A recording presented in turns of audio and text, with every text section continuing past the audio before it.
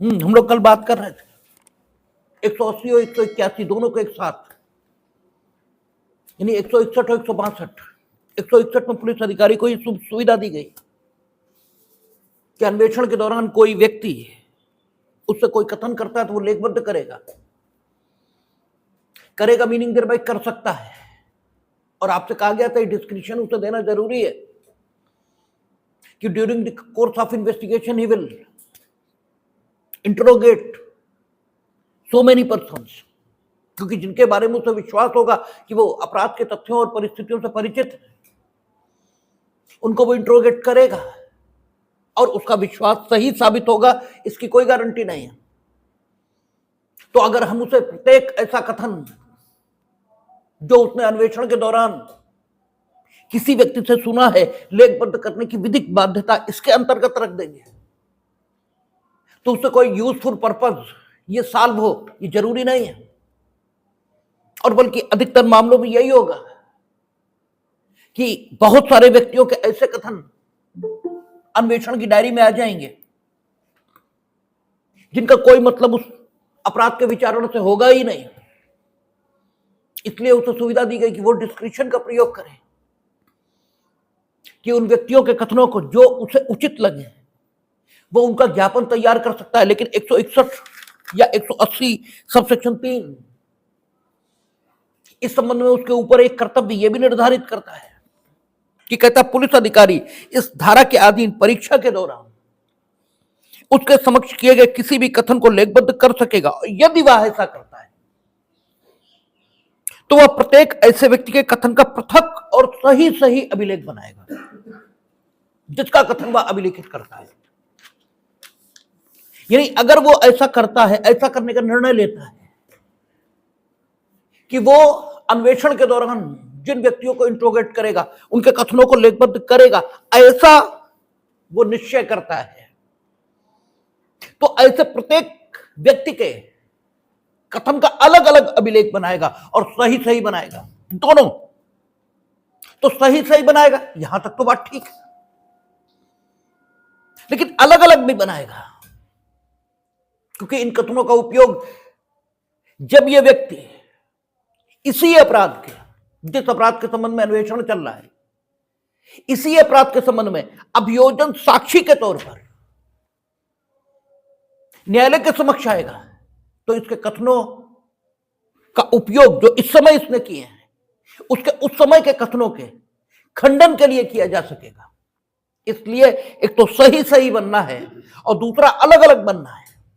इसीलिए आपके डायरी जब देखेंगे तो हर साक्षी का कथन अलग लिखा होता है, भले ही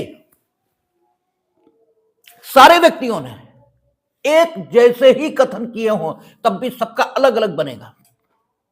आप ये नहीं कर सकते कि साहब राम ने, श्याम ने, मोहन ने, सभी ने घटना का समर्थन किया। नो, ये नहीं कि आप एक साथ सबका नाम लिख दें कि सबसे हमने पूछा तो सबने ये बताया। नो, जिसने जो बताया वो आप अलग अलग और सही लिखेंगे। और अलग अलग और सही लिखने की ये जो बाध्यता है, इसका मतलब क्या आएगा, ये 162 या 181 जब हम लास्ट जो एक्सप्लेनेशन के माध्यम से उसमें जुड़ा हुआ है वो जब देखेंगे तो हमें पता लगेगा ये सही और अलग अलग कथन लिखने की जो बाध्यता पुलिस ऑफिसर से रखी गई है उसकी रिलीवेंसी क्या है।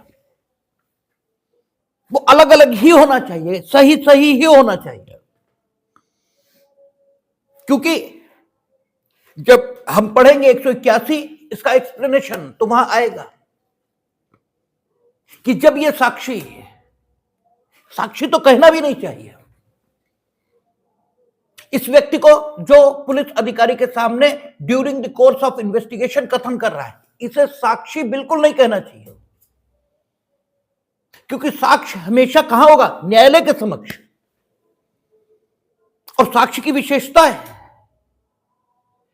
कि वो शपथ पर किया जाएगा और उसका क्रॉस एग्जामिनेशन ये भी होगा। जब तक प्रतिपरीक्षा नहीं तब तक साक्ष्य नहीं, जब तक अनोथ नहीं तब तक साक्ष्य नहीं। जब तक न्यायालय के समक्ष उसके द्वारा अपेक्षा किए जाने पर या उसके द्वारा अनुमति दिए जाने पर जब तक साक्ष्य न हो तब तक कोई कथन साक्ष्य का स्वरूप ग्रहण ही नहीं कर सकता। और during the course of investigation whatever you are saying that is before the police officer, और आपको कोई शपथ ये नहीं मिली है उस समय तो अभियुक्त है भी ये भी तय नहीं है। हो सकता अभियुक्त को नेम्ड ये भी ना किया गया हो, अज्ञात पर एफआईआर हो, अन्वेषण से ये पता चलाने की कोशिश हो रही हो कि कौन है जिसने अपराध किया है। और अगर नेम्ड एफआईआर भी है तो भी आप सिर्फ इतना कह सकते हैं कि वो सस्पेक्टेड अक्यूज है, क्योंकि अभी तो अन्वेषण चल रहा है। तो प्रतिपरीक्षा का तो सवाल ही नहीं है, क्योंकि क्रॉस एग्जामिनेशन का राइट तो विरोधी पक्षकार को है। और अभी विरोधी पक्षकार कौन है ये तय नहीं हो पाया, इसलिए यह कहना कि अन्वेषण के दौरान जो साक्ष्य दे रहा है वो साक्ष्य दे रहा है ये तो कहा भी नहीं जाना चाहिए। लेकिन जनरलाइज इतनी बात हो जाती है कि मुंह से वही निकलता है जो लगातार बोला जाता रहता है, भले ही आपको सही स्थिति क्या है ये पता रहे। सही स्थिति यही है कि इस व्यक्ति के लिए नाम क्या होना चाहिए, अपराध के तथ्यों और परिस्थितियों से परिचित प्रतीत होने वाला व्यक्ति, सही नाम यही है। और जब 181 का स्पष्टीकरण हम पढ़ेंगे तो ये जो अपराध के तथ्यों और परिस्थितियों से परिचित प्रतीत होने वाला व्यक्ति है, इसके बारे में वहां लिखा है कि ये जो लोप करेगा वो भी इसका स्टेटमेंट माना जाएगा, और उसके आधार पर भी इसके उन कथनों का खंडन होगा जो कथन ये अभियोजन साक्षी की हैसियत में न्यायालय के समक्ष करेगा। इन लाइनों को डिकोड करेंगे, इनका मतलब क्या निकल रहा है, इनका मतलब यह निकल रहा है कि जो 162 है, ये जो 181 है, उसमें सेक्शन में जो कुछ लिखा है वो ये लिखा है जो कि आपके सामने कई बार दोहराया गया कि अन्वेषण के दौरान अपराध के तथ्यों और परिस्थितियों से परिचित प्रतीत होने वाला व्यक्ति जब उस अपराध के संबंध में, जिस अपराध के संबंध में अन्वेषण चल रहा है, उस अपराध के संबंध में होने वाली जांच या विचारण के क्रम में न्यायालय के समक्ष उपस्थित होगा और कोई कथन करेगा तो इसके अन्वेषण के दौरान किए गए कथनों के आधार पर इसका खंडन किया जा सकेगा। यह लाइन आपको कई बार बताई गई है।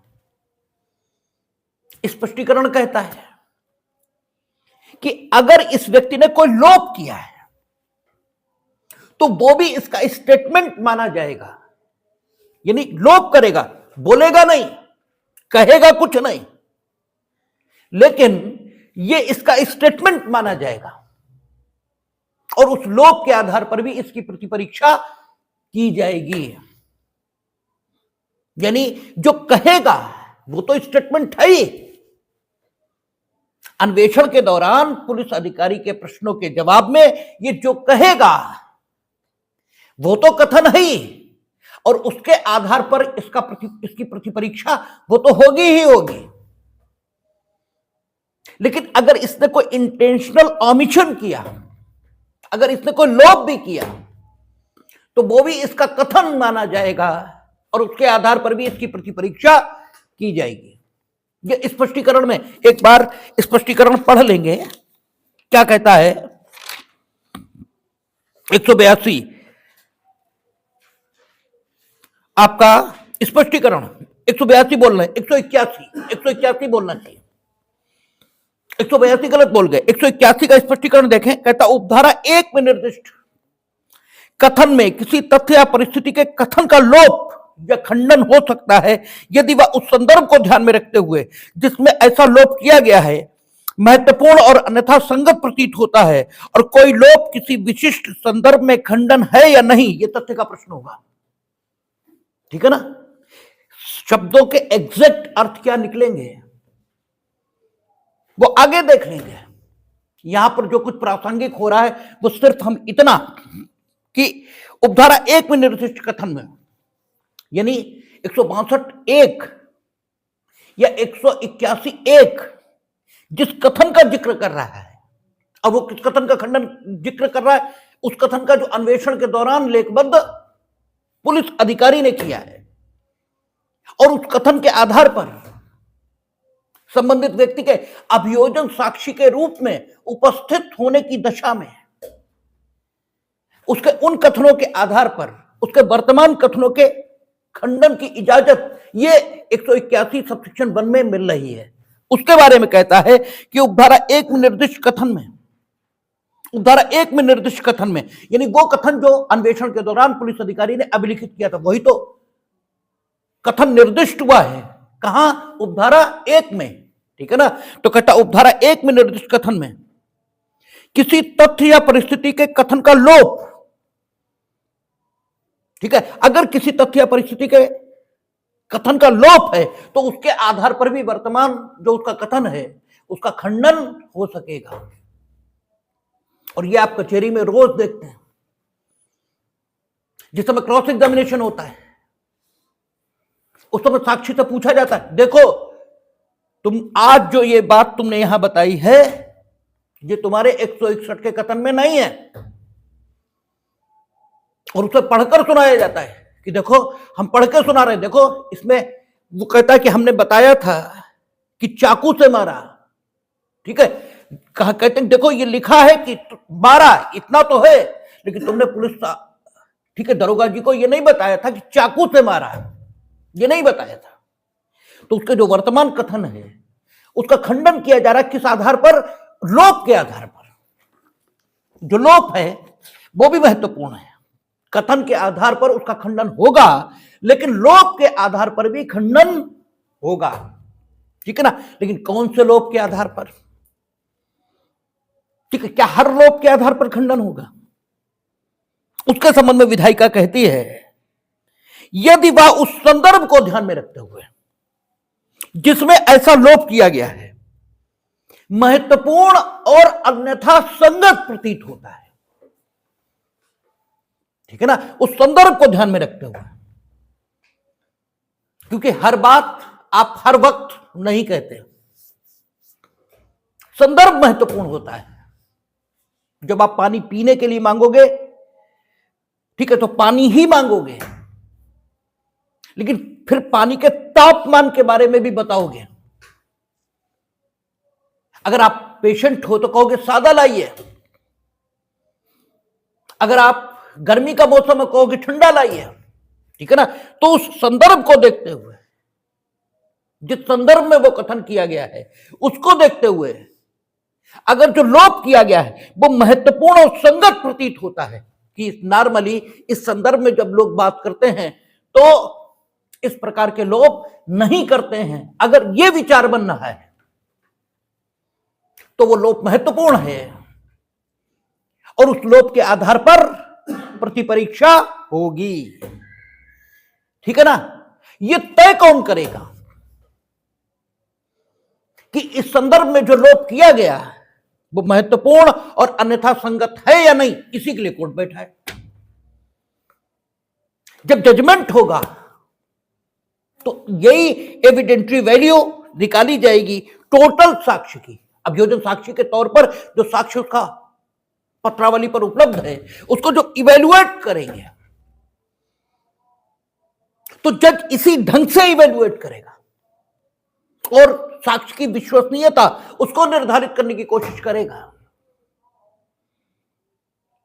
और यह तय करेगा कि क्या साक्षी का साक्ष्य वाकई इतना विश्वसनीय है कि उसके आधार पर अभियुक्त की दोषिता अथवा निर्दोषिता का निर्धारण कर दिया जाए। क्योंकि उसे तय करना होगा कि whatever he has deposed before the court that is reliable और नॉट। वो रिलायबल है अगर वो सत्य बोला गया है, और सत्यता की परख कैसे होगी? इसी ढंग से होगी।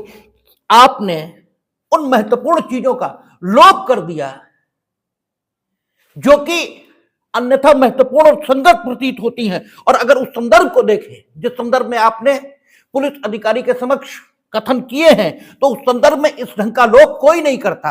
लोप महत्व का है। ये जो शर्त रखी है 161 सबसेक्शन 3 या 180 सबसेक्शन 3 में कि आप प्रत्येक व्यक्ति का कथन अलग अलग लिखेंगे और सही सही लिखेंगे, ये जो शर्त रखी गई इसीलिए रखी गई क्योंकि इसका डायरेक्ट संबंध जुड़ेगा आके स्पष्टीकरण से। अगर सही सही और अलग अलग कथन आपने नहीं लिखा, उस व्यक्ति का जिसको आपने अन्वेषण के दौरान इंट्रोगेट किया है,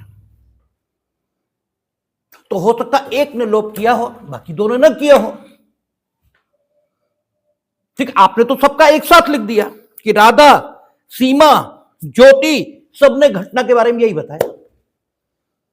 अब किसने क्या लोप किए थे, किसने क्या कथन किए थे, ये तो कुछ है ही नहीं।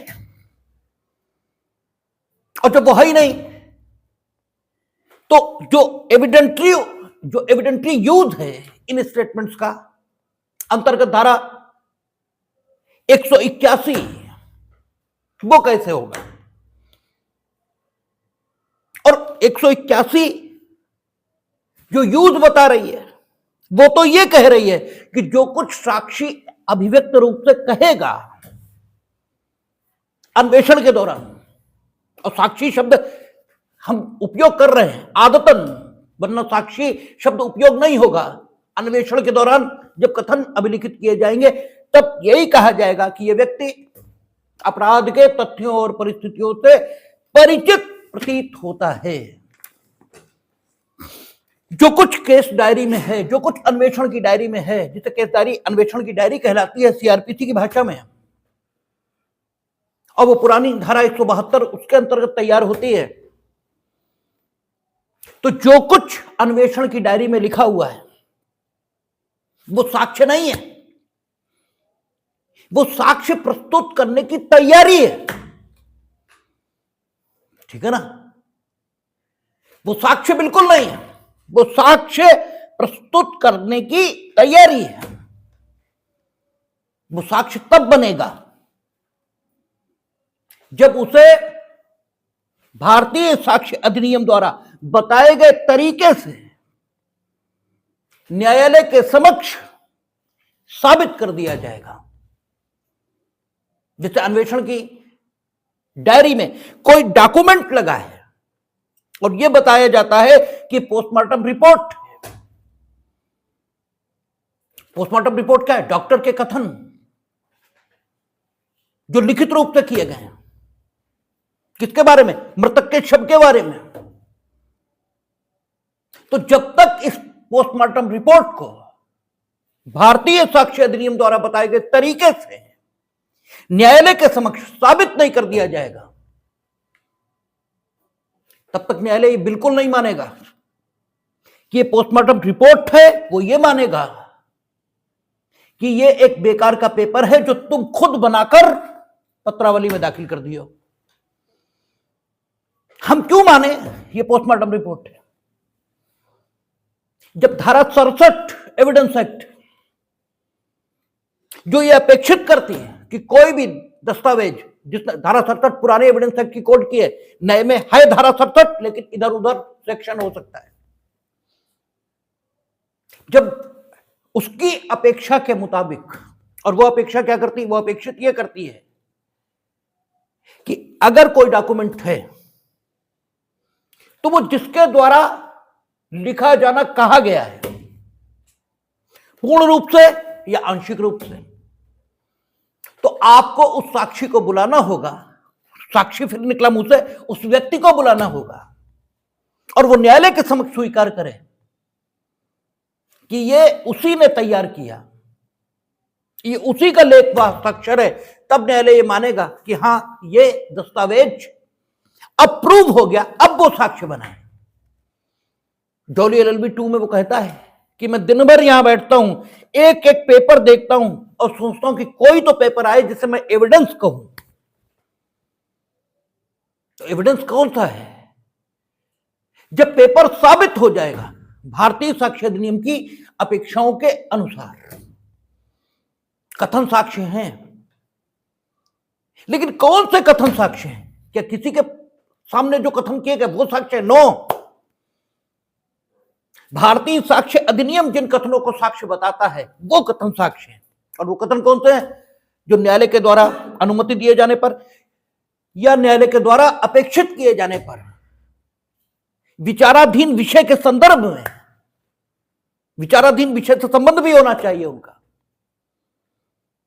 ठीक है, विचाराधीन विषय के संबंध में न्यायालय द्वारा अपेक्षित किए जाने पर या न्यायालय द्वारा अनुमित किए जाने पर किसी साक्षी द्वारा मौखिक या लिखित रूप से किए जाते हैं। और ये कथन मुख्य परीक्षा के माध्यम से होने चाहिए। ये नरेशन नहीं है कि आप आओगे और वहां ट्यूशन की तरह बोल दोगे कि आप याद करके आ गए और आपने बता दिया। नो, जो अभियोजक के प्रश्न हैं उनके उत्तर में आप बताइए, और फिर वो टेस्टिमनी क्रॉस एग्जामिनेशन से चेक होगी। After that will be the evidence, तब वो एविडेंस बनेगा। और फिर उस एविडेंस की विश्वसनीयता, ये तीसरी बात हुई। पहले साक्ष्य क्या है, किस ढंग से दिया जाएगा, और फिर उस साक्ष्य की क्रेडिबिलिटी, विश्वसनीयता, ये क्या है, ये देखा जाएगा। और उसके बाद अपराध की, जो अभियुक्त है अपराध का, उसकी दोषिता अथवा निर्दोषिता पर निर्णय ये किया जाएगा। तो साक्षी की विश्वसनीयता, इसको चेक करने के तरीके क्या हो? तो इसको चेक करने का एक तरीका यह भी है कि साक्षी के तौर पर जो व्यक्ति उपस्थित हुआ उसने जब प्रथम बार किसी व्यक्ति के समक्ष अपराध के संबंध में कोई कथन किया था, तो वो कथन क्या था ये देखना पड़ेगा, क्योंकि उस कथन के आधार पर इसके इस वर्तमान कथन की विश्वसनीयता, इसको चेक किया जा सकता है। ये ठीक है कि अन्वेषणकर्ता जिस समय अपराध के तथ्यों और परिस्थितियों से परिचित प्रतीत होने वाले व्यक्ति का कथन अभिलिखित कर रहा है, उस समय माहौल बहुत शांत नहीं है, क्योंकि विवादित तथ्यों को घटित हुए अभी बहुत कम समय हुआ है। हत्या हुए, चोरी हुए, अभी बहुत कम समय हुआ है। और अपराध के तथ्यों और परिस्थितियों से परिचित प्रतीत होने वाले व्यक्ति अक्सर वो होंगे जो उस अपराध से प्रत्यक्ष प्रभावित हुए होंगे। ये सही है। और अन्वेषणकर्ता को जल्द से जल्द उन व्यक्तियों का साक्ष्य अभिलिखित करना है। तो जिस समय वो अन्वेषणकर्ता उन साक्षियों का कथन अभिलिखित करने के लिए, फिर साक्षी मुंह से निकला है, आप ऑटोमेटिकली चेंज कर देंगे। जिस समय वो पहुंचा है उस समय ये व्यक्ति बहुत अच्छी मानसिक स्थिति में नहीं है। ये सही है। और जहां पर ये कथन अभिलिखित करेगा वहां सहानुभूति दर्शित करने के लिए जो लोक का चलन है, जो परंपरा है, रिवाज है, उसके मुताबिक लोग मातम पुरसी के लिए भी आए होंगे उस स्थान पर जहां ये कथन अभिलिखित करेगा, और वे व्यक्ति भी हस्तक्षेप करेंगे और इस व्यक्ति के कथन उन लोगों से भी प्रभावित रहेंगे। ये सब सही है, ये सब ठीक है। लेकिन फिर भी एक मानव स्वभाव है।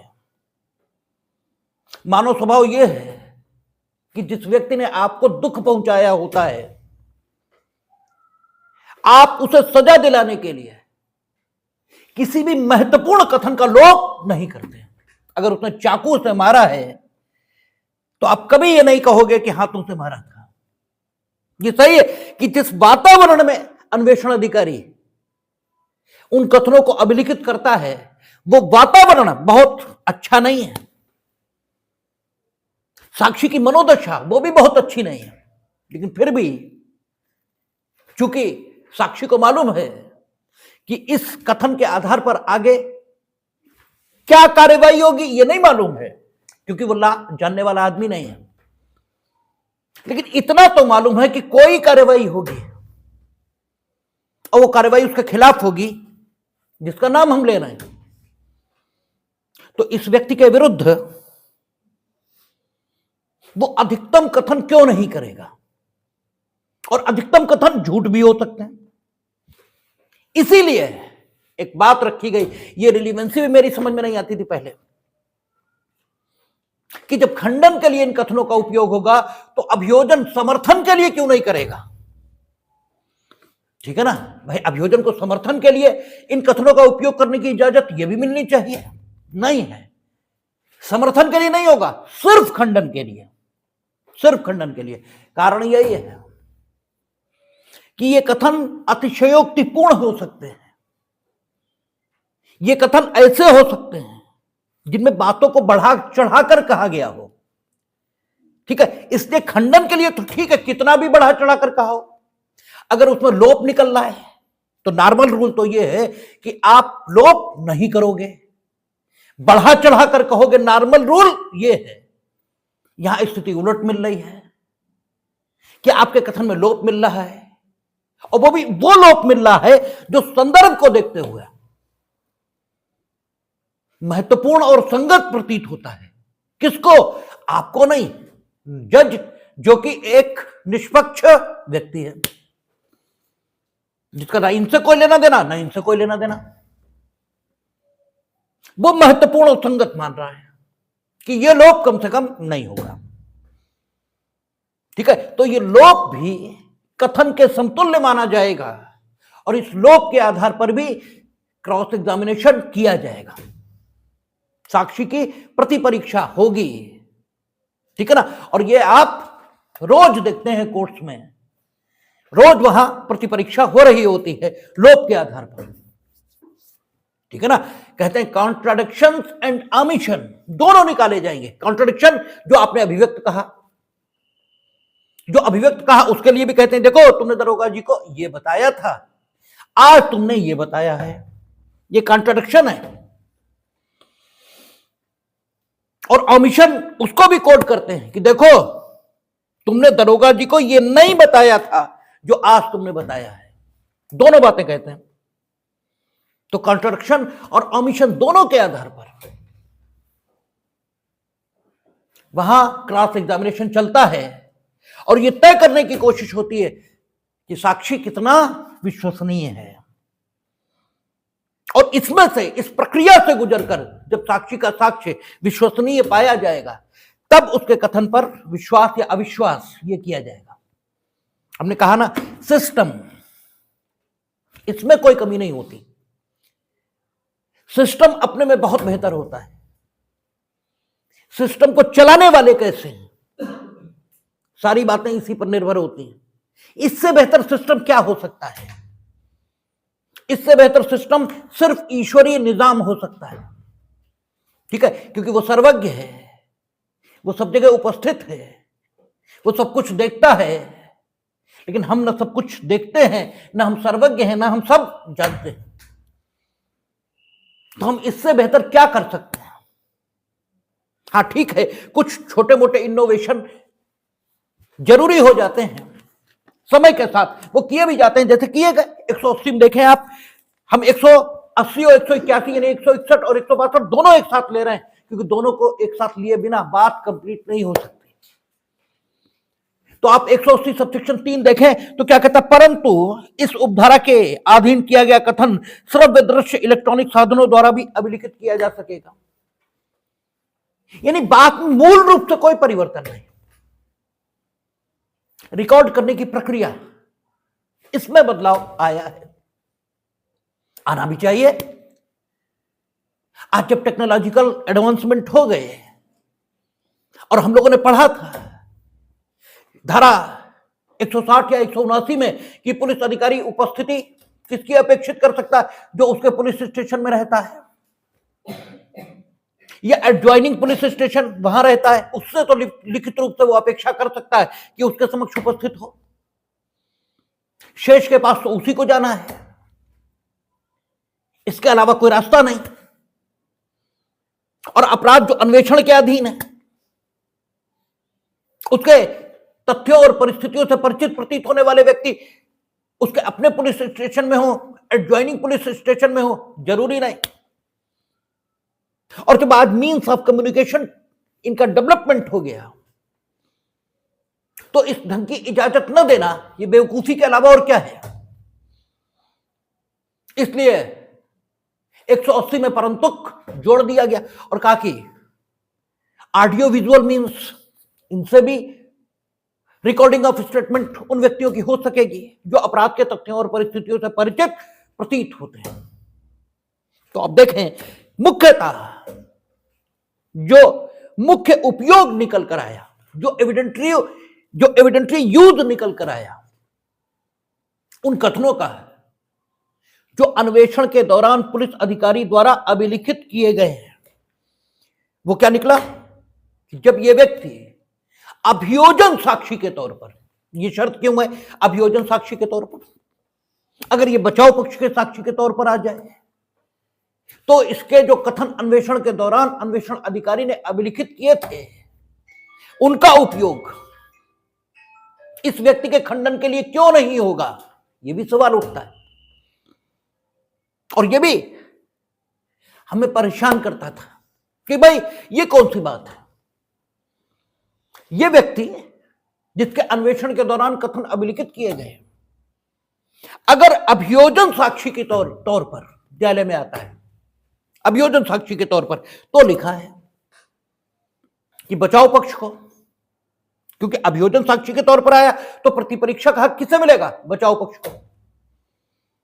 तो बचाव पक्ष प्रतिपरीक्षा में इसके उन कथनों का जो इसने अन्वेषण के दौरान किए, इसके वर्तमान कथनों का खंडन करने के लिए उपयोग कर सकेगा। और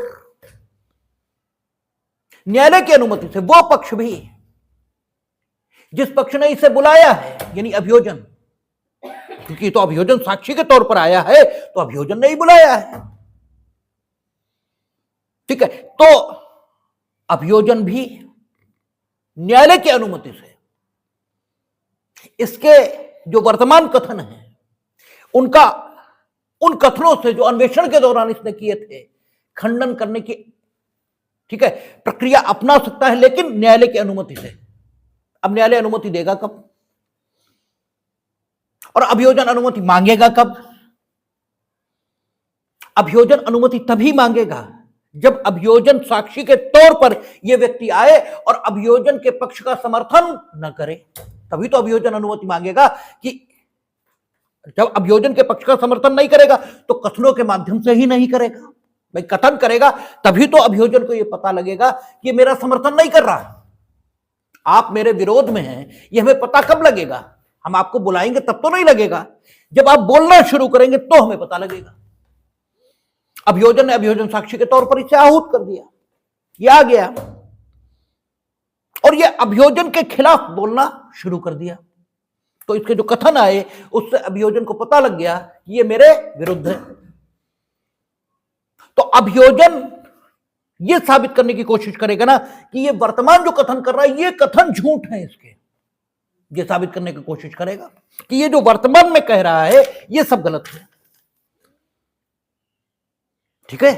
और अभियोजन ने उसे अभियोजन साक्षी के तौर पर बुलाया था, मीनिंग देयर बाय उसके अन्वेषण की डायरी में जो कथन होंगे वो अभियोजन के पक्ष में ही होंगे, नहीं तो अभियोजन पागल तो हो नहीं गया कि इसे बुला लेगा अभियोजन साक्षी के तौर पर। इसके मतलब इसके अन्वेषण के दौरान जो कथन है वो अभियोजन के पक्ष में है और जो वर्तमान में इसने कथन किए न्यायालय में वो अभियोजन के विरोध में है। और इसके वो कथन जो साक्ष्य हैं वो कौन से? न्यायालय में इसने जो कथन किए वो।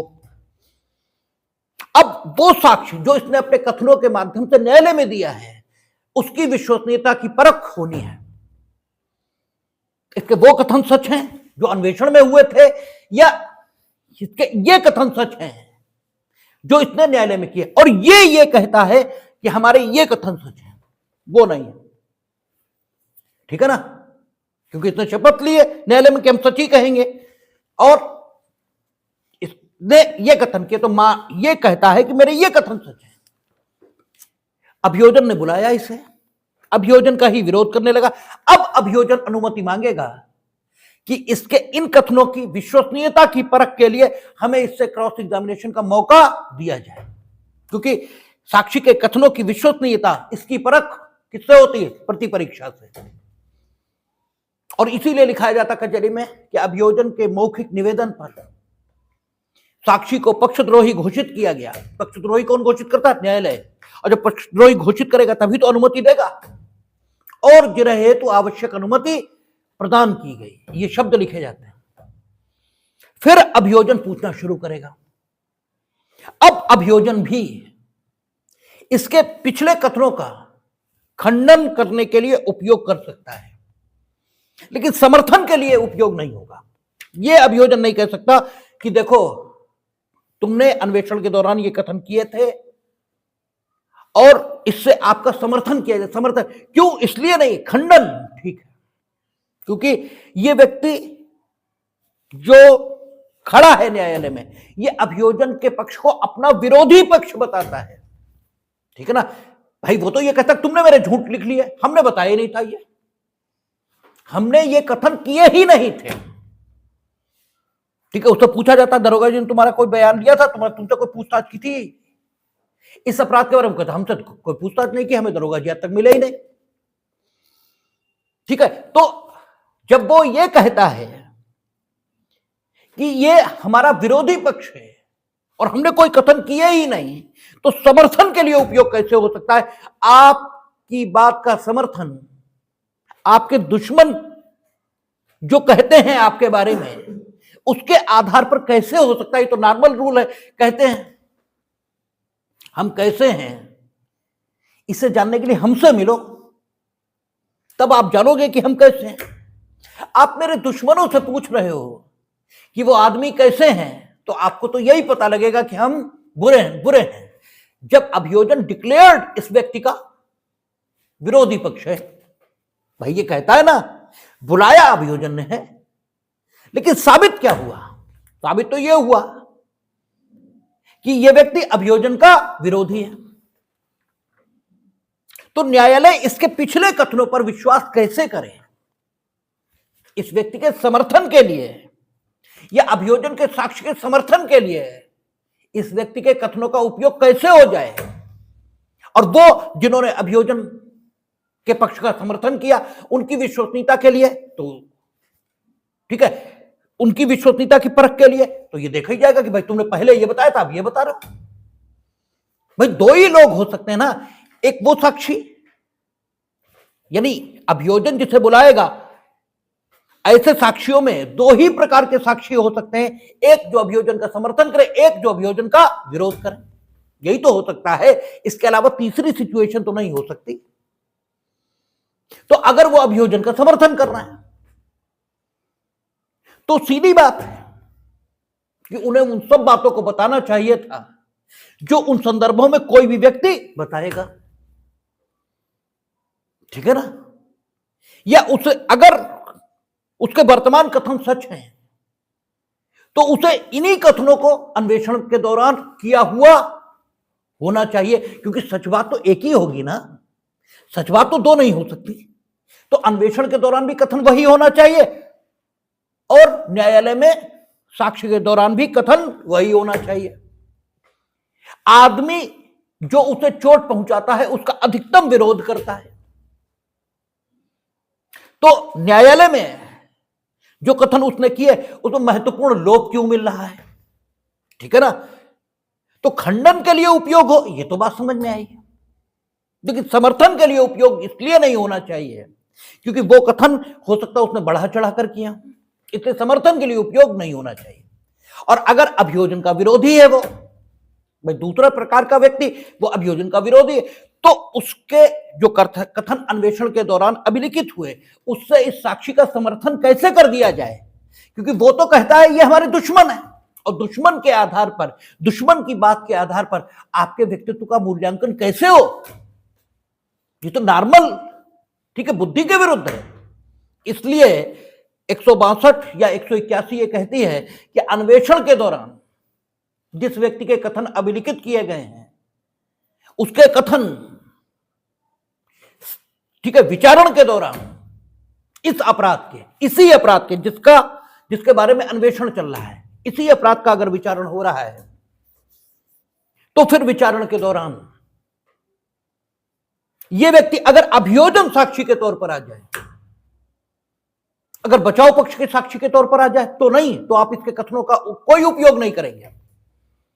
अगर ये डिफेंस के विटनेस के रूप में आ जाए, क्योंकि फिर बात वही आ जाएगी, अगर ये बचाव पक्ष के साक्षी के तौर पर आ गया तो ये कहता है कि अभियोजन मेरा विरोधी है, अभियोजन ने उसे बुलाया ही नहीं, वो कैसे आया है बचाव पक्ष के साक्षी के तौर पर, वो कैसे आया डिफेंस विटनेस के तौर पर, उसके अन्वेषण में कथन है और अभियोजन के पक्ष में है, लेकिन फिर भी अभियोजन ने उसे बुलाना उचित नहीं समझा, तो इसका कोई कारण होगा ना, और बचाव पक्ष ने अपने पक्ष के समर्थन के लिए उसे बुलाना उचित समझा, तो आप उसके उन कथनों का जो अन्वेषण में अभिलिखित हुए, इसके वर्तमान कथनों के संदर्भ में एक ही उपयोग करें खंडन के लिए। इसके अलावा आप अभियोजन को तो वो अपना विरोधी बताता है, क्योंकि बचाव पक्ष के साक्षी के तौर पर आया, तो उसके वर्तमान कथनों का खंडन करने के लिए, ठीक है, या समर्थन करने के लिए उसका जो विरोधी पक्ष है उसके द्वारा अभिलिखित किए गए कथनों का कोई उपयोग कैसे कर लेंगे। इसीलिए बचाव पक्ष के साक्षी के तौर पर इस व्यक्ति की भूमिका का उल्लेख इस सेक्शन में है ही नहीं। इस सेक्शन में सिर्फ एक उल्लेख है कि यह व्यक्ति अगर अभियोजन साक्षी के तौर पर आ जाए तो इसके वर्तमान कथनों का खंडन के लिए उपयोग होगा, और अगर बचाव पक्ष के साक्षी के तौर पर आ जाए तो अन्वेषण के दौरान जो कथन इसने किए हैं इनका कोई उपयोग इस व्यक्ति के संदर्भों में नहीं किया जाएगा, कोई उपयोग नहीं किया जाएगा, ठीक है, तब कोई उपयोग नहीं होगा अगर यह व्यक्ति बचाव पक्ष के साक्षी के तौर पर आ जाए। और जब आते हैं तो अभियोजन कभी भी 161 के कथनों को छूता भी नहीं है, फिर तो सीधे पूछता है देखो आज जो तुमने बताया ये पहली बार आज अदालत में बताया है तुमने, और ये भी पूछते हैं कि इससे पहले तुम्हें दरोगा जी मिले थे। अगर वो कहता है कि नहीं मिले तो बात खत्म हो गई, अब हम कुछ नहीं कर सकते, ठीक है। अगर कहता है मिले थे, क्या पूछा था उन्होंने, ठीक है, अब वो जो कुछ बताए, ठीक है, वो अगर पीछे से विरोध में जा रहा है, ठीक है, तो भी हम कुछ नहीं कर पाएंगे, क्योंकि इन कथनों के संबंध में वर्जना लगी हुई है कि जब ये अभियोजन साक्षी के तौर पर आएगा तब कथनों का खंडन करने का लिए उपयोग, क्योंकि अगर हम उससे पूछ भी ले तुमने क्या बताया था, तो बताएगा तो वही जो उसने न्यायालय में साक्ष्य दिया है, यही बताएगा ना, ठीक है। और हम ज्यादा से ज्यादा यही कह लेंगे कि देखो दरोगा जी ने तुम्हारे अन्वेषण के दौरान ये कथन अभिलिखित किए हैं, तो इस बात का मूल्य, क्योंकि वो तो बचाव पक्ष के साक्षी के तौर पर आया है, ठीक है। उसके जिन कथनों का उल्लेख आप कर रहे हो वो उसके विरोधी पक्षकार द्वारा उल्लिखित किए गए हैं, तो विरोधी पक्ष उसके संबंध में क्या कहता है इसका अर्थ ही क्या हो सकता है, दुश्मन तुम्हारे बारे में क्या कहते हैं इसके क्या अर्थ है, ठीक है, इसका तो कोई मतलब हो ही नहीं सकता। इसलिए एक बात लिखिए कि यह व्यक्ति जब अभियोजन साक्षी के तौर पर आएगा तब, अगर अभियोजन साक्षी के तौर पर यह नहीं आया तो इसके ये कथन जो अन्वेषण में अभिलिखित हुए इनका कोई उपयोग नहीं होगा, कोई उपयोग नहीं, एक पैसे भर उपयोग नहीं, ठीक है। ये बचाव पक्ष के साक्षी के तौर पर आ गया, तो अभियोजन ने इसके जो कथन अभिलिखित कर रखे हैं वो तो दुश्मनों ने अभिलिखित कर रखे हैं, और दुश्मन तुम्हारे बारे में क्या कहते हैं इससे क्या मतलब। दुश्मनों की बात के आधार पर न तो तुम्हारे व्यक्तित्व का खंडन हो सकता, न तुम्हारे व्यक्तित्व का समर्थन हो सकता, दोनों बातें नहीं हो सकती। तो अगर यह व्यक्ति अभियोजन साक्षी के तौर पर आए तब तो कोई बात है, तब तो कोई बात है, क्योंकि अभियोजन ने अपने पक्ष में बुलाया ही तभी होगा जब अन्वेषण के दौरान अभिलिखित कथन अभियोजन के पक्ष का समर्थन कर रहे होंगे। हम अक्सर एप्लीकेशन देते हैं, साहब कहते हैं इसको क्यों नहीं बुलाया, कहते साहब ये तो 161 में ही हमारे खिलाफ है, हम इसे क्यों बुलाएं, ठीक है, हम क्यों बुला रहे हैं इसे। अच्छा, न्यायालय ने मानिए ऐसा व्यक्ति जिसके अन्वेषण के दौरान कथन अभिलिखित है, ठीक है, ऐसे सारे व्यक्तियों को अभियोजन साक्षी के तौर पर बुलाए जरूरी नहीं है। क्यों? क्योंकि 134 है एविडेंस एक्ट में। वो क्या कहती है? वो कहती है कि साक्षियों की कोई विशेष संख्या ये किसी तथ्य को साबित करने के लिए अपेक्षित नहीं होगी। गुणवत्ता युक्त साक्ष्य ये होना चाहिए। ए ने बी को मारा, 10 लोग आकर कहें कि ए ने बी को मारा, यानी ए के द्वारा बी की मृत्यु कारित करने का जो तथ्य है ये 10 साक्षियों द्वारा साबित किया जाए, अपने मौखिक साक्ष्य के माध्यम से या एक साक्षी द्वारा साबित कर दिया जाए, तो साबित है ये माना जाएगा। क्यों? 134 एविडेंस एक्ट यही कहता है। तो ऐसे सारे व्यक्ति जो अन्वेषण के दौरान जिनके कथन अभिलिखित हुए हैं, जरूरी तो है नहीं कि अभियोजन सबको बुला लेगा। अब मानिए न्यायालय को यह लगता है, क्योंकि न्यायालय का काम न्याय करना है, ठीक है, हमारा काम अपने पक्ष का समर्थन करना है। जो समाज है ये भी इस संबंध में भी भ्रम में होता है, उसे लगता है वकील का काम है न्याय कराना। नहीं, हम न्याय के सहायक हैं। और सहायता हम न्याय में किस प्रकार करते हैं? अपने पक्ष के समर्थन में जितने तर्क हो सकते हैं सब न्यायालय के समक्ष रखते हैं। और दूसरा भी यही करता है, उसमें से न्यायालय तय करता है कि किसका पक्ष ठीक है। हम न्याय के सहायक हैं, हम न्याय करते नहीं हैं। न्याय करना, ठीक है, न्यायिक अधिकारी का काम है। इस संबंध में भी समाज गलत अर्थान्वयन करता है। वकील से कोई मतलब ही नहीं होता, उसका काम अपने पक्ष का समर्थन करना है। तो अभियोजन तो उसे बुलाएगा जो उसके पक्ष का समर्थन करे। अन्वेषण में 20 लोग हैं, हमें यह लगा कि इन 20 में से ये 10 थोड़ा बुद्धिमान हैं, हम इन्हीं को बुलाएंगे, क्योंकि क्रॉस एग्जामिनेशन भी तो फेस करना पड़ेगा। और क्रॉस एग्जामिनेशन बेवकूफी कर दी तो फिर घुस जाएगा मामला हमारा, तो हम 10 को बुलाएंगे ही नहीं। न्यायालय को लगा कि नहीं, ये 11वां जो है ये सबसे ठीक है, इसे बुलाना चाहिए। तो 311 सीआरपीसी न्यायालय पर यह दायित्व तो रखती है कि ऐसे प्रत्येक साक्षी को वो बुलाए जिसके बारे में उसे लगता है कि न्याय करने के लिए इसका साक्ष्य आवश्यक है। अब न्यायालय ने इसे आहूत कर दिया, ठीक है। अब ये कोर्ट विटनेस के रूप में आया है, न ये अभियोजन साक्षी है न ये बचाव पक्ष का साक्षी है, दोनों नहीं है ये। अब क्या 181 में जो बात लिखी है ये लागू होगी? क्योंकि 181 का क्या कहती है, जब अभियोजन साक्षी के तौर पर यह व्यक्ति न्यायालय में आए, ठीक है, जब अभियोजन साक्षी के तौर पर आए तब इसके जो पुराने कथन हैं उनका खंडन करने के लिए इसका उपयोग किया जाएगा। बचाव पक्ष के साक्षी के रूप में आता तब हम इसके कथनों का कोई उपयोग नहीं करेंगे। इस संबंध में 181 में कुछ लिखा नहीं है, लेकिन जो कुछ लिखा है, क्योंकि स्पेसिफिकली कह दिया कि केवल खंडन के लिए उपयोग करेंगे, इससे विवक्षित रूप से यह आ रहा है कि अन्य किसी भी प्रकार से उपयोग नहीं करेंगे। और खंडन के लिए भी कब करेंगे? जब वो अभियोजन साक्षी के तौर पर आए, क्योंकि स्पेसिफिकली बता दिया, इसलिए इंप्लाइडली ये मानेंगे कि अन्य हैसियतों में यह व्यक्ति अगर न्यायालय के समक्ष आता है तो इसके कथनों का कोई उपयोग नहीं किया जाएगा। विवक्षित रूप से माना जाएगा कि ये शब्द लिखे हैं, क्योंकि स्पेसिफिकली मेंशन कर दिया कि आप क्या करेंगे और क्या नहीं करेंगे। अब ये बचाव पक्ष के साक्षी के तौर पर आ गया। अब क्या न्यायालय, क्योंकि ये तो ठीक है न्यायालय के साक्षी के तौर पर आया है,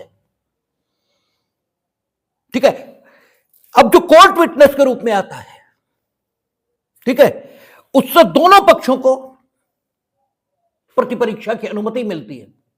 दोनों पक्षों को, दोनों पक्ष उससे प्रतिपरीक्षा कर सकते हैं और न्यायालय वो भी कर सकता है। अब सवाल यह पैदा होता है कि इसके जो वर्तमान कथन हैं उनके खंडन के लिए क्या पिछले कथनों का उपयोग हो सकता है? तो पक्षों के बारे में यह बात बिल्कुल मना। देखिए यहां पर कुछ लिखा नहीं है, जहां पर कुछ लिखा नहीं है, और जहां कुछ लिखा नहीं होगा वहां क्या होगा? केस ला। इसी स्थिति के लिए केस ला होता है। तो न्यायालय, उच्चतम न्यायालय ने कहा है कि जो 162 में लिखा है स्पेसिफिकली, उसके उद्देश्य को देखते हुए पक्षकारों के संबंध में तो यही स्थिति रहेगी कि नो, ठीक है, ये अगर अभियोजन साक्षी के तौर पर आता तो वर्तमान कथनों का खंडन करने के लिए आप उन कथनों का उपयोग कर सकते थे, क्योंकि ये कोर्ट विटनेस के रूप में आया है, इसलिए पिछले कथनों का कोई उपयोग इस समय नहीं होगा, पक्षकार नहीं करेंगे। लेकिन न्यायालय, ठीक है ना, न्यायालय क्या इसके वर्तमान कथनों का खंडन करने के लिए पिछले कथनों का उपयोग कर सकता है? तो न्यायालय को यह अनुमति है किस आधार पर? 165 एविडेंस एक्ट के आधार पर, क्योंकि 165 एविडेंस एक्ट न्यायालय को यह शक्ति देता है कि न्यायालय किसी भी पक्ष से या किसी भी व्यक्ति से कोई सुसंगत, असंगत, विसंगत कैसा भी प्रश्न कर सकता है और उसके किसी प्रश्न पर किसी पक्षकार द्वारा कोई आपत्ति नहीं की जाएगी और संबंधित व्यक्ति को उसका उत्तर देना होगा। यद्यपि न्यायालय ऐसा उसके समक्ष मौजूद साक्ष्य को समझने के लिए करेगा, किंतु उसका जो निर्णय है वो विवादित और सुसंगत तथ्यों पर ही आधारित होगा। तो न्यायालय पर यह रोक नहीं है क्योंकि वो कोर्ट विटनेस के रूप में आया है, बाकी सब पर यह रोक लगी है, आप सिर्फ खंडन के लिए। और लोप है तो भी, ठीक है, लोप है तो लोप के आधार पर भी प्रतिपरीक्षा होगी। अब चूंकि लोप के आधार पर भी प्रतिपरीक्षा होगी और लोप महत्वपूर्ण दिखता है, और लोप है या नहीं ये तथ्य का प्रश्न है, और तथ्य के प्रश्न सब किसके द्वारा तय किए जाएंगे? न्यायालय के द्वारा। तथ्य के प्रश्न सारे न्यायालय के द्वारा तय किए जाएंगे। तो ये लोप उस संदर्भ को देखते हुए जिस संदर्भ में कथन किए गए महत्वपूर्ण और संगत यदि प्रतीत होगा तो लोप के आधार पर साक्षी की विश्वसनीयता इसके संबंध में न्यायालय निर्णय ले सकेगा। अदरवाइज, ठीक है, साक्षी का साक्ष्य विश्वसनीय है और उस आधार पर तय होगा, ठीक है ना। इसलिए अपेक्षा की गई कि सभी व्यक्तियों का कथन सही सही और अलग अलग आप अभिलिखित करेंगे, ठीक है ना। ये स्थिति निकल कर आई। अब अगली बात, ठीक है, अब अगली बात देखते हैं। हाँ, तो अगली बात, लेकिन अगली बात करें हम लोग, फिर मेमोराइज कर लें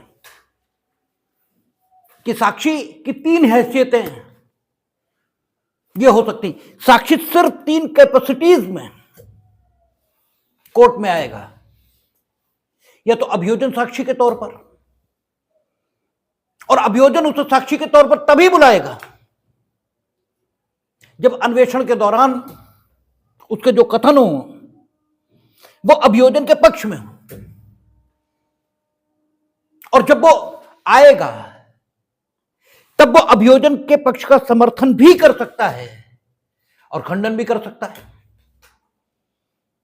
अगर समर्थन कर दिया तब इसके जो वर्तमान कथन हैं उन कथनों का खंडन इसे करने के लिए पिछले कथनों का उपयोग होना चाहिए, लेकिन अभियोजन को समर्थन करने के लिए उपयोग नहीं करने देना चाहिए, इसलिए क्योंकि इसने जो पिछले कथन किए हैं वो ऐसे वातावरण में किए हैं कि उन कथनों में गड़बड़ें हो सकती हैं। इसलिए इससे स्वतंत्र रूप से इस समय कथन करने की अपेक्षा की जानी चाहिए, क्योंकि विचारणा जिस समय होगा विवादित तथ्यों को घटित हुए बहुत समय हो गया है, और आदमी के स्वभाव की एक प्रॉपर्टी है कि दुख कम हो जाता है, क्योंकि अगर ये न हो तो कोई जिंदा ही नहीं रह पाएगा, ठीक है ना। तो इस समय ये काम एंड कूल होकर बताएगा, लेकिन कितने भी जल्दबाजी में, कितने भी खराब वातावरण में इसने कथन किए हो, कम से कम महत्वपूर्ण इसने नहीं छोड़ा होगा, वो तो बताया ही होगा, ठीक है। इसलिए बचाव पक्ष को खंडन का अवसर मिलना चाहिए, केवल खंडन का, समर्थन का कोई औचित्य दिखाई नहीं देता।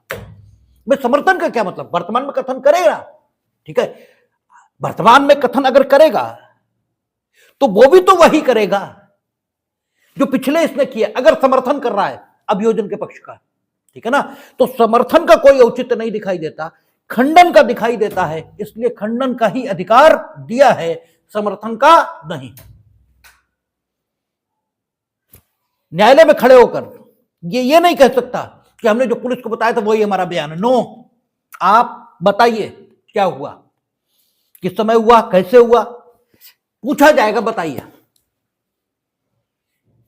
अब कुछ महत्वपूर्ण आपने वहां नहीं बताया और यहां बताया, तो इस आधार पर आपकी विश्वसनीयता की परख होनी चाहिए, वो हक मिला। अब यह हो सकता है ये अभियोजन के पक्ष में आए, लेकिन अभियोजन का समर्थन न करे तो इसे न्यायालय की अनुमति से प्रतिपरीक्षित अभियोजन द्वारा किया जाएगा और फिर भी इसके खंडन का ही, इसके पिछले कथनों का खंडन करने के लिए ही उपयोग होना चाहिए। ठीक है, समर्थन के लिए इसलिए भी नहीं होना चाहिए क्योंकि ये तो कहता ही है कि मेरे कथन झूठ लिखे गए, हमने ये बताया ही नहीं था। ठीक है ना, तो समर्थन के लिए तब भी नहीं, खंडन के लिए ही होना चाहिए तो है। अब सवाल ये बचाव पक्ष के साक्षी के तौर पर आ जाए, भाई दूसरी हैसियत इसकी हो सकती है, ये बचाव पक्ष के साक्षी के तौर पर आए। जब बचाव पक्ष के साक्षी के तौर पर आया तो अन्वेषण में जो कुछ इसके कथनों के रूप में अभिलिखित है उसके बारे में यह माना जाना चाहिए कि इसके दुश्मनों ने वो अभिलिखित किया है।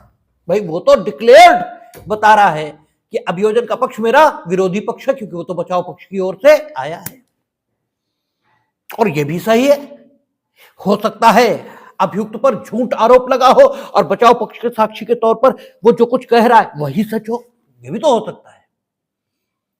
ठीक है ना, इसलिए अन्वेषण के कथनों का कोई उपयोग इसके खंडन या समर्थन के लिए क्यों हो, क्योंकि वो तो इसके विरोधी पक्षकार द्वारा तैयार किया गया अभिलेख ये है। ठीक है ना, और तीसरी हैसियत इसकी हो सकती, ये कोर्ट विटनेस के तौर पर आ जाए, न्यायालय साक्षी के तौर पर आ जाए। अगर ये कोर्ट विटनेस के तौर पर आता है तो पक्षकारों के संबंध में यही स्थिति न्यायोचित भी है और यही रहनी चाहिए। ठीक है, लेकिन चूंकि 165 एविडेंस एक्ट में न्यायालय को ताकत है तो न्यायालय उसका जैसा चाहे उपयोग कर ले, तो तीन ही हैसियतें हो सकती हैं, इसके अलावा कुछ नहीं। अब दो बातें और हम लोगों ने देखी थी, एक ये जो कहेगा और जिसे सही सही और पृथक पृथक अन्वेषण अधिकारी द्वारा अभिलिखित किया गया उसके आधार पर इसके वर्तमान कथनों का खंडन किया जाएगा, एक। दूसरा, इसने जो कहने का लोप कर दिया, ठीक है ना, जो उस संदर्भ में, जिस संदर्भ में ये कथन कर रहा था उस संदर्भ को देखते हुए महत्वपूर्ण और संगत प्रतीत होता था, और जिसको कहने का इसने लोप कर दिया उसके आधार पर भी इसका क्रॉस एग्जामिनेशन किया जाएगा, ये स्थिति निकल कर आई। और तीसरी पोजीशन वो सुप्रीम कोर्ट ने मेंशन की है, न जिसे इसने कहने का लोप किया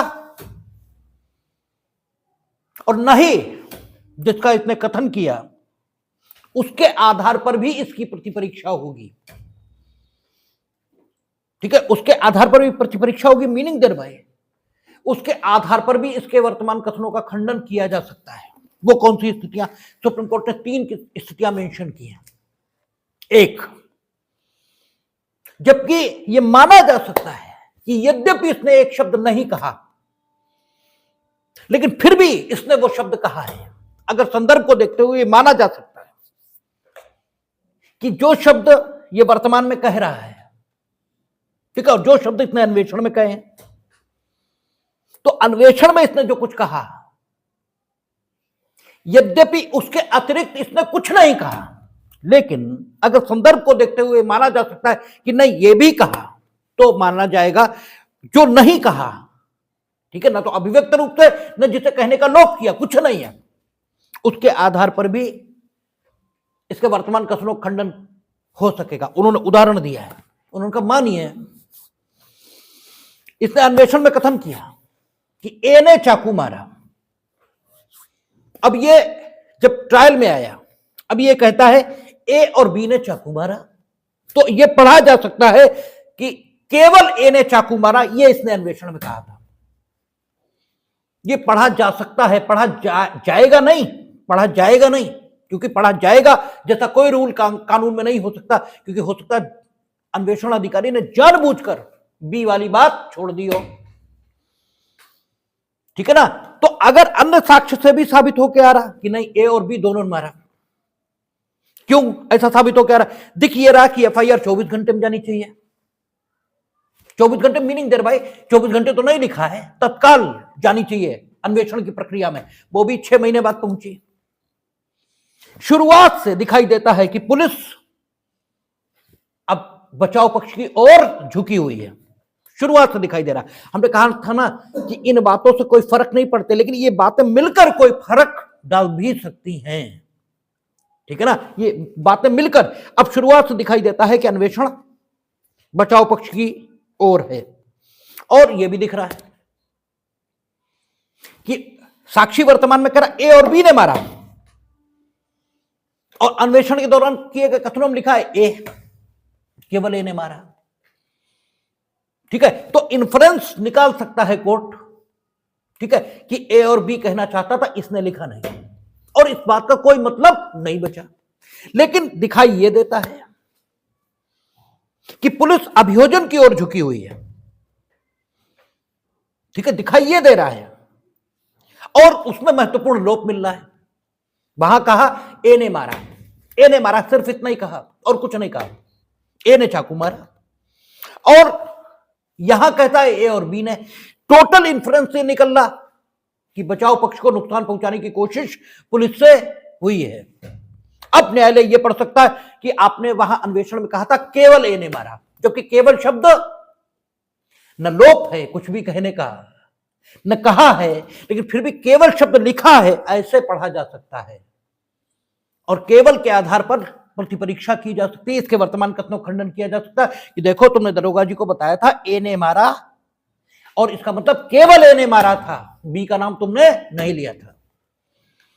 यह भी स्थिति हो सकती है, और यहीं पर निर्णय होते हैं, यहीं पर न्यायिक शक्ति का प्रयोग है, यहीं पर एप्लीकेशन ऑफ माइंड है कि क्या हम डिसाइड करें। और दूसरी स्थिति उन्होंने कहा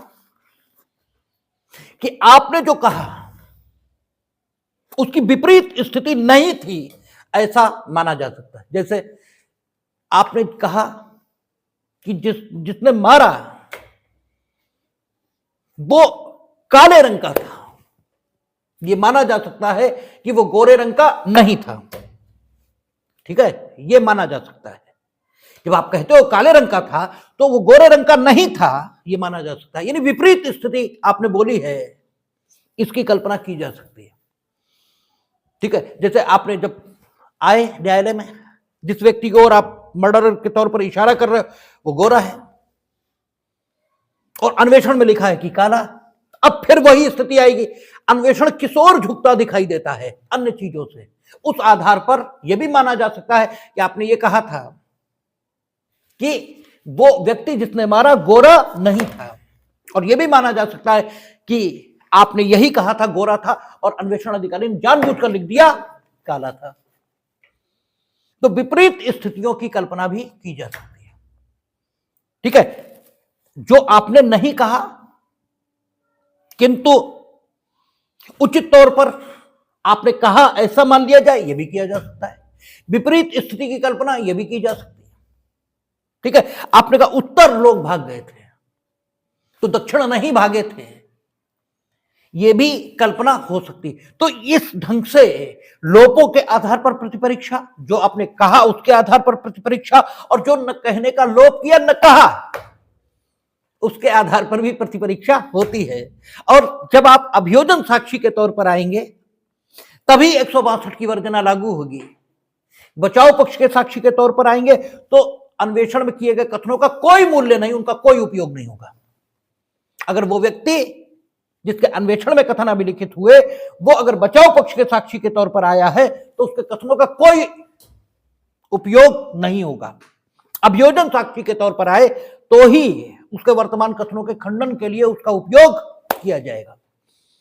न्याय, ठीक है, कोर्ट विटनेस के तौर पर आ जाए तो भी पक्षकार उनके संबंध में 162 का प्रतिबंध रहेगा, अर्थात वे जब उपयोग करेंगे, ठीक है, तो केवल खंडन के लिए, वो भी कब, जब अभियोजन साक्षी के तौर पर आए, क्योंकि वो न्यायालय के साक्षी के तौर पर खड़ा है, इससे पक्षकार उसके पिछले कथनों का कोई उपयोग नहीं करेंगे। न्यायालय 165 एविडेंस एक्ट की ताकत में उपयोग करना चाहे तो कर ले, लेकिन यह सारा उपयोग कब होगा? जबकि उसी अपराध के संबंध में, ठीक है, ये प्रतिबंध कब रहेंगे? जबकि उसी अपराध के संबंध में, जिस अपराध के संबंध में अन्वेषण चला था, उसी अपराध के संबंध में जांच और विचारण चल रहा हो, ठीक है ना, तब यह प्रतिबंध रहेगा कि ये व्यक्ति जब अभियोजन साक्षी के तौर पर आए तो इसके पिछले कथनों का उपयोग वर्तमान कथनों के खंडन के लिए होगा। बचाव पक्ष के साक्षी के तौर पर आए तो कोई उपयोग नहीं, कोर्ट विटनेस के तौर पर आए तो न्यायालय सिर्फ उपयोग करेगा, पक्षकार कोई उपयोग नहीं। ये सारे प्रतिबंध कब? तब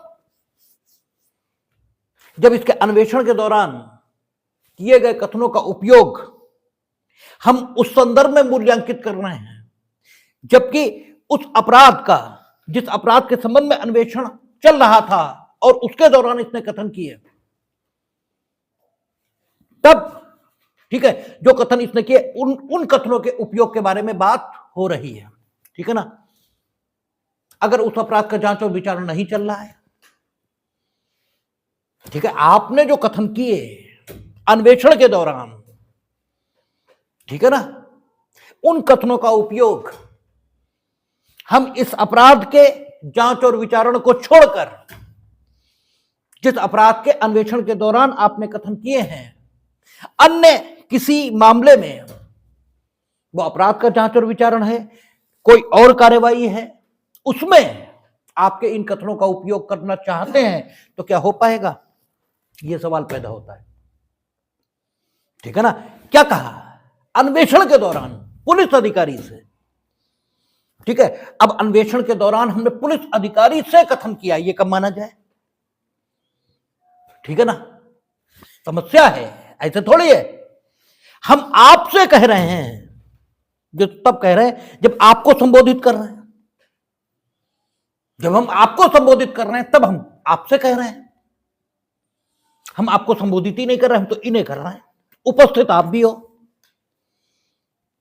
ठीक है, तब कथन हुआ तो क्या अन्वेषण के दौरान माना जाए?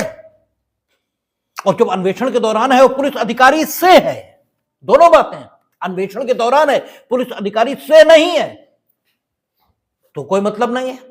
तो कथन पुलिस अधिकारी से कब है और अन्वेषण के दौरान कब है? ठीक है, तभी तो होगा, नहीं तो क्यों होगा? और दूसरी बात कि यह प्रतिबंध कब? जब इसी अपराध का, जिसके संबंध में अन्वेषण के दौरान आपने कथन किए, इसी का जांच और विचारण चल रहा हो, तब खंडन के लिए उपयोग होगा। अगर हम इस कथन का कहीं और उपयोग करना चाहते हैं तब क्या होगा? और क्या इस नॉर्मल रूल का कोई एक्सेप्शन भी है? इन प्रश्नों पर विचार अभी बाकी रह गया और इन प्रश्नों पर विचार हम लोग, ठीक है, या तो शाम को या कल, जैसा भी मेरा मन बनेगा उस हिसाब से कर लेंगे। मैं 90% शाम को करेंगे, ठीक है ना, देखेंगे क्या है। और इसीलिए हम बार बार कह रहे थे बेहद कठिन है। अभी हम सिर्फ एक पक्ष रख पाए आपके सामने, अभी 2-3 पक्ष इसके बाकी रह गए हैं और वो हम रखेंगे आपके सामने, और हम उम्मीद करते हैं कि आपको कुछ आया होगा।